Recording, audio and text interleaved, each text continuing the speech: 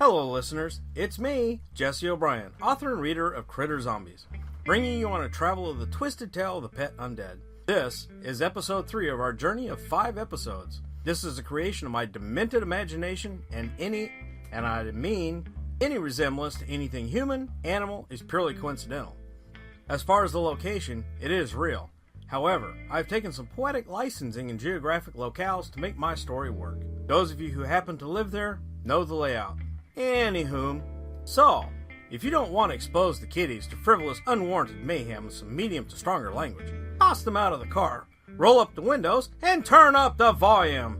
Not that I'm endorsing child neglect or endangerment. Stop the car first, or just put a big pair of earmuffs on the little darlings. Either way, I would not recommend taking them on this journey unless you can outrun them. There, I did it again. Just a reminder to please keep your hands away from all the critters. You might lose something. As before, we are all safe until the music stops, and then we must keep a vigilant eye out. I can hear the music fading away already. Let's see what Tom and Gary are up to.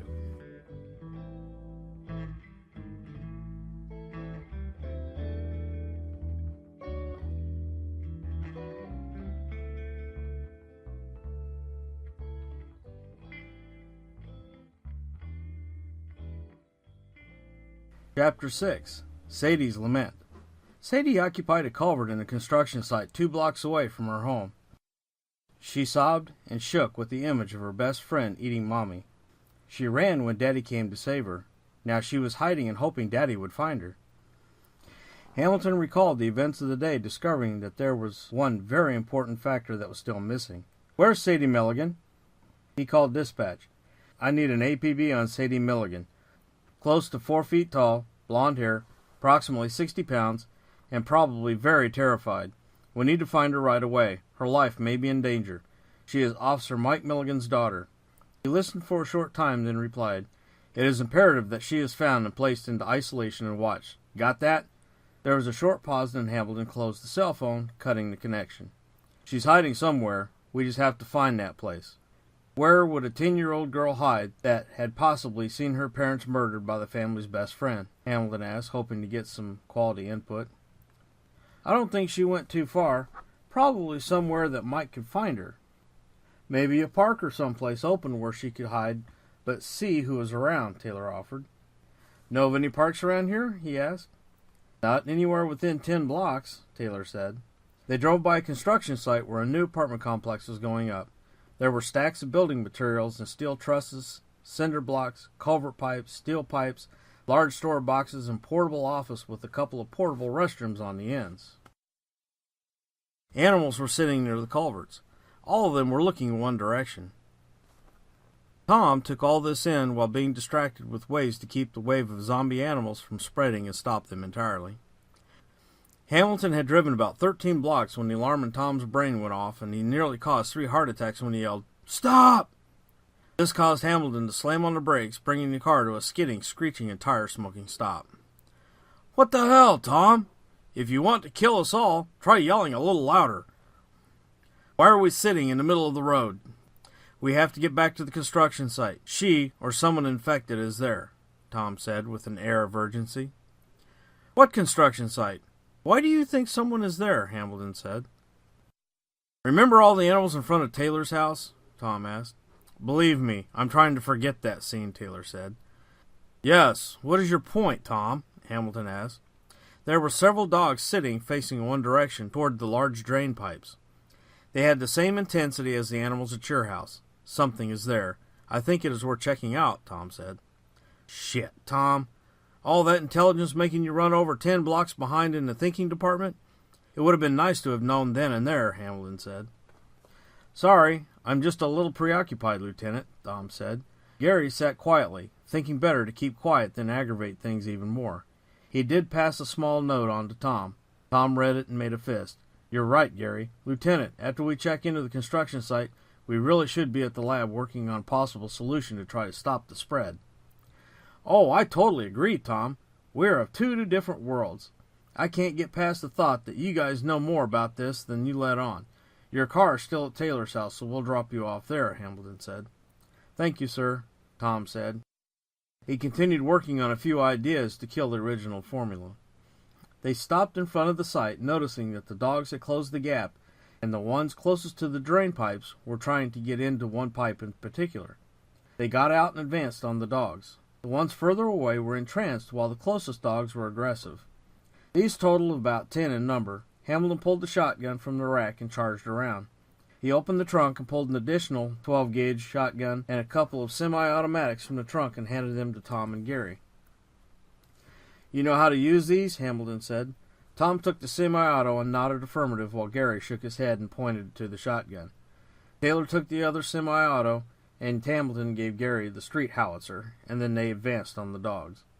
The closest dogs, sensing another familiar smell, turned and squared off against the four. "Make the shots count," Hamilton said as his first volley turned the closest head into a fine red mist. Sadie was deep inside the pipe when the first echoes of the shotguns reverberated through. After a short firefight and then silence, Sadie slowly made her way to the end of the pipe in which the gunfire came.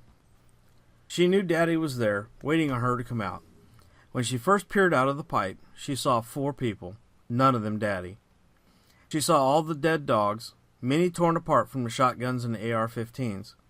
She saw 2 uniforms like the one her daddy wore.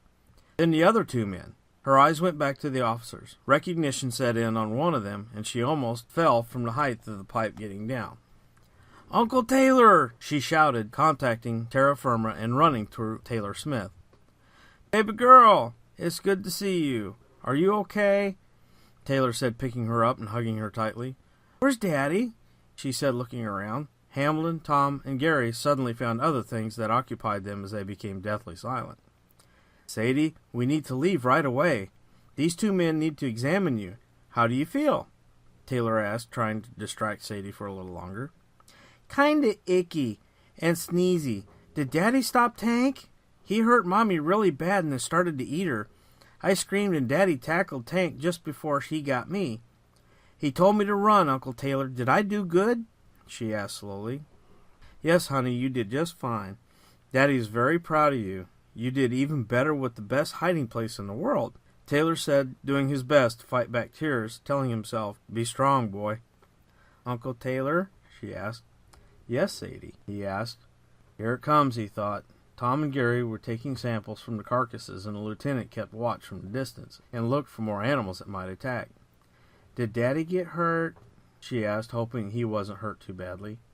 "Yes, honey, Daddy got hurt," he said, barely containing his emotions. This wasn't fair to him or her. Damn. "He saved me, Uncle Taylor. Tank would have hurt me like he hurt Mommy," she said silently. "Yes, he did, baby girl. Your daddy was the toughest." Shit, he thought. "Tense, man. You used past tense." "Daddy's gone?" she said, a large sob escaping her body. "I'm sorry, baby girl." Tears were now pouring down both her faces. She buried her head in his shoulders, and they both sobbed uncontrollably for a few minutes.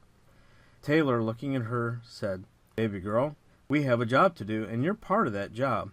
So let's get the job done now. As hard as it will be for us, we need to put our pain aside and kick this thing's butt, okay?" Taylor gave a reassuring smile and stood up with her in his arms. "Will we be working together?" she said, wiping her eyes. "You bet, hon. I will need your help and your bravery. Can you do that for me?" She smiled weakly and nodded. "You do your best, and that will be good enough for me," Taylor said, and walked over to Tom. "Tom, you better get a handle on this fast so we can contain and end this. You'll need our help as much as we need yours. Don't yank my chain or bullshit me." "Uncle Taylor," Sadie warned. "What would Mommy—" She fell silent. "Need I say more? I'm sorry, Sadie. Mommy would probably chase me with the fly swatter, huh?" he said. They both erupted with a choked little laugh at the thought. Sadie had seen Mommy chase Uncle Taylor with the fly swatter for saying something bad around her. It was always funny. "We need to get back to the lab. We need to get 2 blood samples from her. 1 sample now and 1 sample after she gets to feeling better. So we should go now," Tom said, and then added, "She needs constant vigilant protection." "My responsibility," Taylor said. "Are you sure, Smith?" Hamilton asked as he walked up. "We need to leave. I saw a pack of small dogs working their way this direction and sniffing the air. I'm going to need you on the lines if this gets thick." "Yes, sir. I'm sure." I have been through this, and I know what to expect as far as the human part goes, he said. As far as being on the line, as long as she is safe, I will kill every one of these abominations if I have to. The job is yours then. We will go back to your house. It seems to be the safest place right now, Hamilton said. By the time they returned to Taylor's house, Sadie had slight fever and her head hurt a little and she was sneezing. Then she was curled up against Taylor sound asleep. Tom and Gary took blood from Sadie, got her in the car, and drove back to the lab. Chapter 7. Wasn't that cat dead?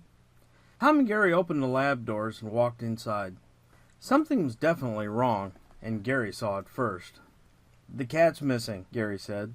Suddenly they both heard a distorted hiss and a low growl of a feline. The cat was under the table and gimping on 3 legs, while the fourth hung like a tree ornament. Tom pulled the fire axe from its storage box and walked to the cat. He swung the axe in a short arc, and the sharp edge separated the head from its body just behind the shoulders. Not a clean kill, but still a kill. No, not a kill. The body was already dead, but the head still tried to hiss and growl. Tom took the flat area of the axe and brought it down, crushing the head in the process. Gary felt nausea set in as Tom had to deliver 2 more crushing blows to finally kill the head. It was nothing more than a hairy puddle of blood, brains, and goo. Draw some blood from the dog and then destroy him. We'll use the other room as a large gas chamber until they're all dead.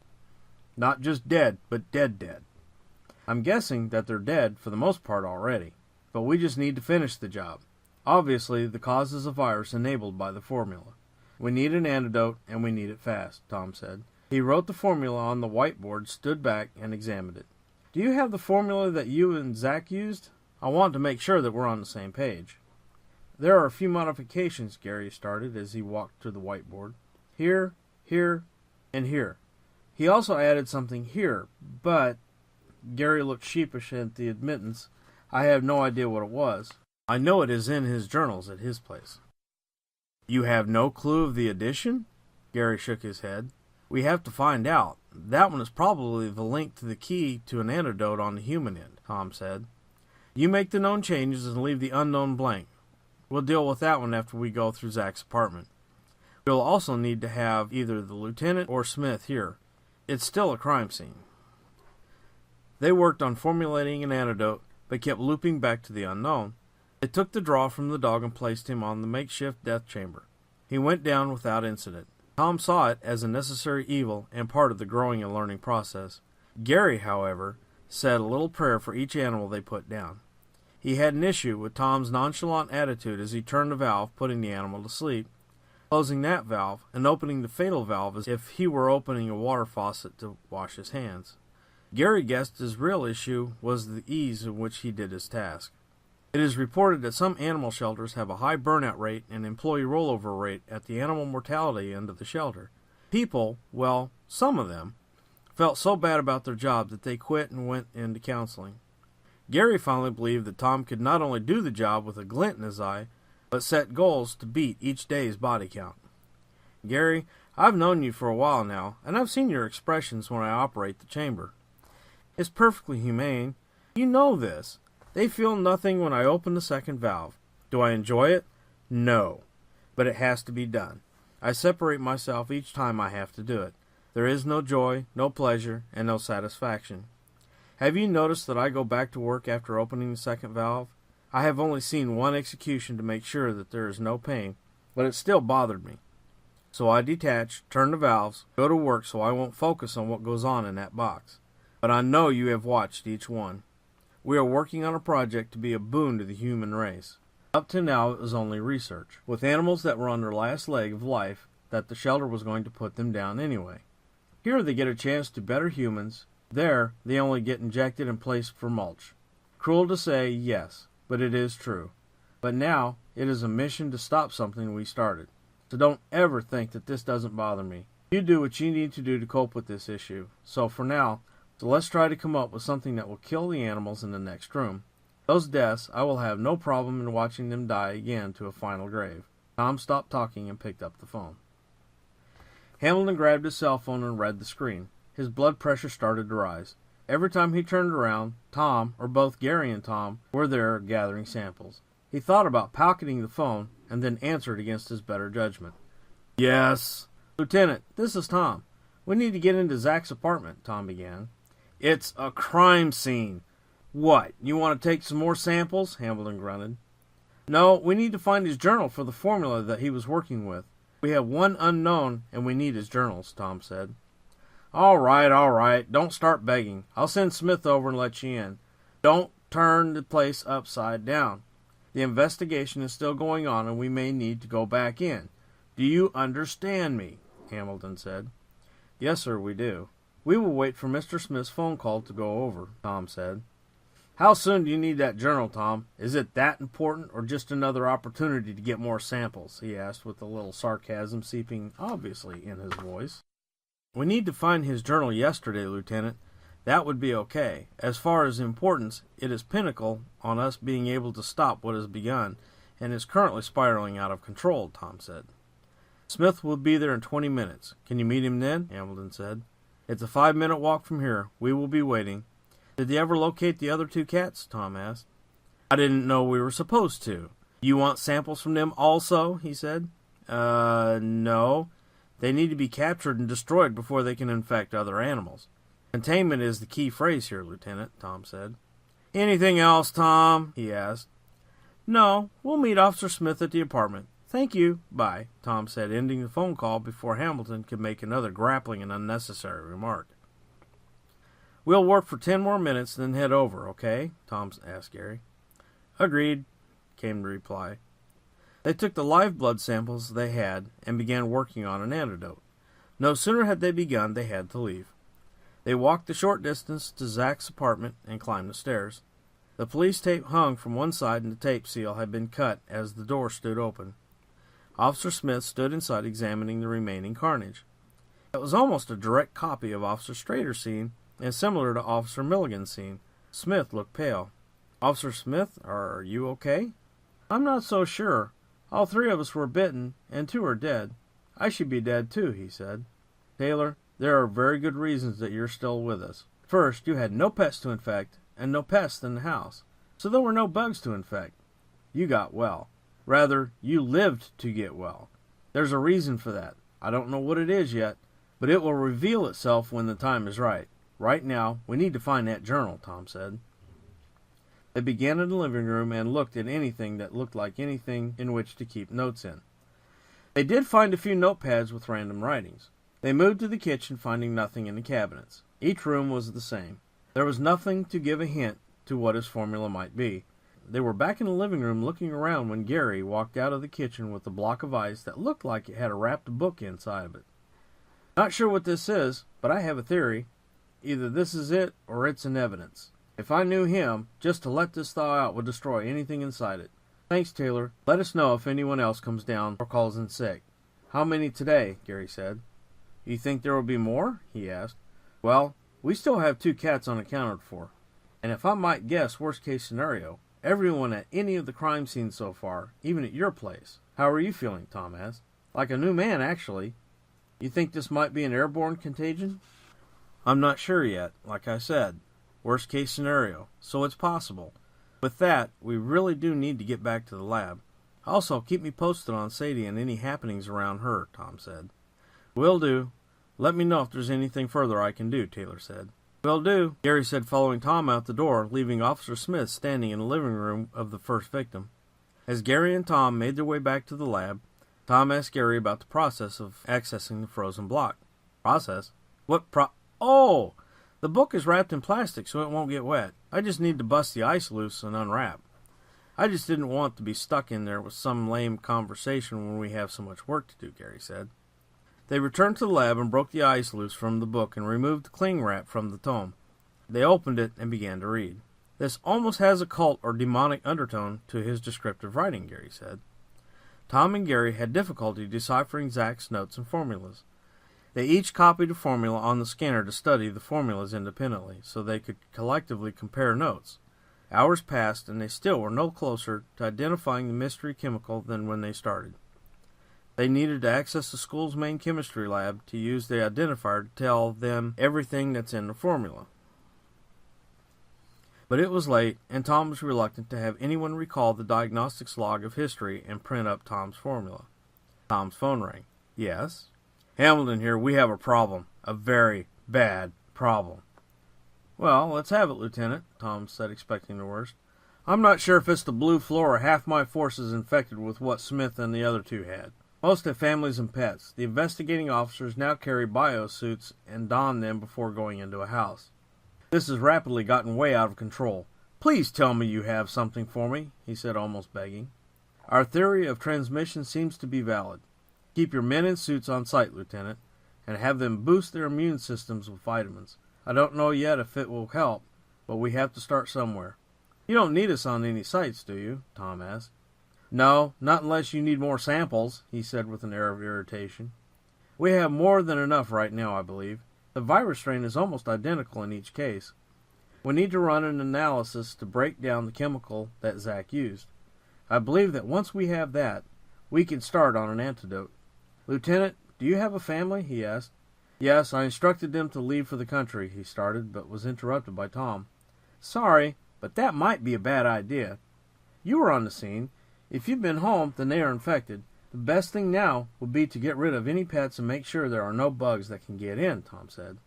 If I don't need you, and I had any more evidence that you worked with Zach on this formula, I would beat you into a bloody pile of meat paste. You realize that, right? Hamilton said. Yes, but I don't understand why you keep threatening us. We're trying to help here, Tom said. Good. As long as you understand, Hamilton said. Gary looked at Tom. He was a new shade of pale that made Gary nervous. What did he say? We're boned. We need to use an analyzer now. I have a feeling this is spreading faster than that movie Outbreak, Tom said. Well then, let's go. But just how bad did he say it is now? Gary said. He said that half his force is down with the flu or something like it, and not all that has shown up for work has called in. It could be real bad, Gary. Real bad. It also seems to pass from person to person by droplet or airborne. Animals make contact, and it's instant infection. We have to find a way to contain this. We have a room full of test subjects. We need to find a way to annihilate this virus when we win. I abandon this project, rewrite my thesis, and graduate. I will develop a cure for the common boredom.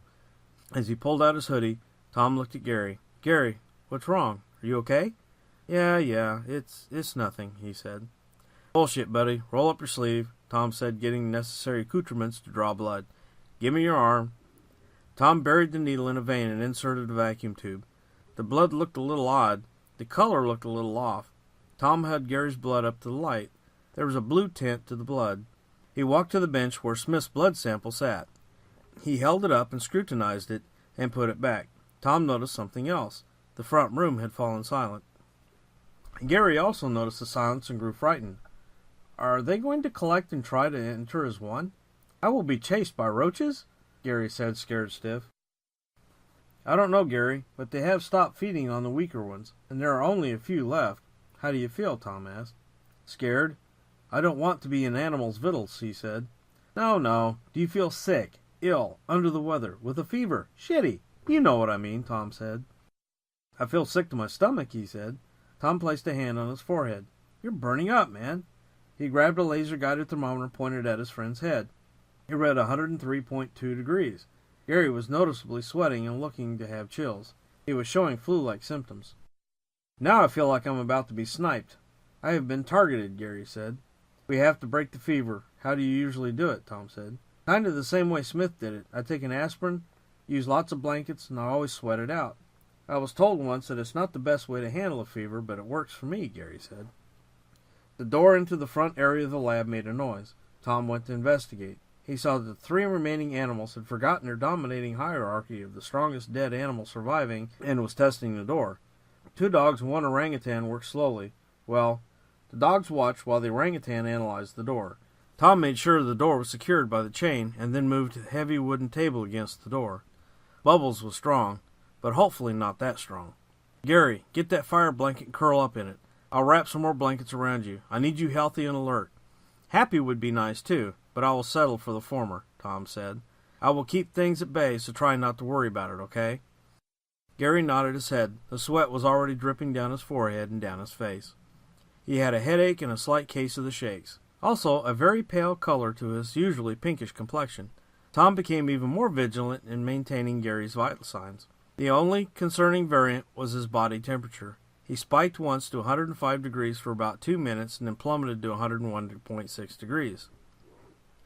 There, he remained for the next 6 hours. He still continued his profuse sweating even after the fever finally broke. But something else became lethally apparent. The dogs and the orangutan were now furiously trying to enter the room. Tom rechecked the door to assure that it was secure. He returned and checked on Gary, took a blood sample and sweat sample. He was comparing the initial blood sample to the one he had just acquired when Gary, still wrapped and drenched in sweat, sat beside him. "Well," Gary said. "Deep subject," Tom joked. "You know what I mean, smart ass." "Tell me a story, one that pertains to the blood comparisons," Gary asked. "Well, the bluish tint is almost gone, but it still looks off. Now your blood looks more like Taylor's. We need to get to the analyzer. Are you feeling up to it?" he asked. "Not like I have much of a choice, but I feel better than before I was sick. I need a quick hose down. I'll use the emergency shower," Gary said. Tom remembered a green jumpsuit in stowage, collected it, and was on his way when he heard a blood-curdling scream. Tom ran the remaining distance, turning the corner, only to see Gary cringing from the cold shower. He looked at Tom and shivered out a "Freaking cold water from Colorado Rockies barely made it and came through the pipes. This water must be 33 degrees, as he shut off the flow of the water. "Asshole," Tom said, tossing Gary the jumpsuit. "Get dry and let's go." Tom turned and left to collect the samples. It was going to take 10 tests to get all the results they needed. He had picked up the tubes and had turned when he noted yet another change from the front lab. Amelia was in full swing, and Tom chanced to peek through the window to see both dogs were fully engaged in a death battle match. Suddenly, a face popped in the window with the dead black eyes scaring only inches from Tom's. He jumped back as the face of the orangutan tilted slightly but remained poised in the small window. Tom flipped off the primate and left the room. He met Gary in the hall and they made for the exit. 15 minutes later, they breached the doors to the college science department and followed the familiar track to the forensics lab where the chemical analyzer was located. Gary entered behind Tom where he shut and barred the door. Tom stopped abruptly and turned to look at Gary. "What?" Gary said, and strolled toward the bank of breakers, turning each one on in series until the analyzer came online. "Oh, nothing. Dang, Gary, look at the size of the roach crawling up your leg," Tom shouted loudly. This prompted 2 immediate reactions, followed by a third, all of which left Tom holding his stomach, laughing hysterically, tears streaming down his face. Gary, upon Tom's exclamation of a roach, a large roach, on his pant leg, screamed in comparison to a teenage girl at a murder movie. Secondly, and to the surprise of Tom as well as Gary, Gary ripped said pant leg clear of the jumpsuit, as he had also put the name of the suit to good use, lighting in one swift move to the top of the counter. Following a line of expletives that would have blushed many a sailor, Gary dismounted the counter and inspected the new modified jumpsuit. Tom stopped laughing and looked at Gary's expression in the outfit and fell into a renewed bout of unbridled mirth. "Laugh it up, funny boy," Gary said, smiling, and they finally joined in. The machine beeped, signifying that it was ready for work. Tom and Gary both prepped the samples and inserted the first of 10 for analysis. Thus, the waiting game began. This type of testing usually took around 20 to 30 minutes, depending on the complexity of the chemicals and elements that were in the mystery concoction being tested. If you like what you're hearing, look me up on Facebook as Jess O'Brien. I post out of Indianapolis, Indiana. Look into my eyes. Look into my notes section and see what I'm up to. Also, I have several teasers and other works, in the works. Also, if you can post your ratings on the source from where you downloaded this podcast from, that would be greatly appreciated. I will see you next time, and thank you for listening.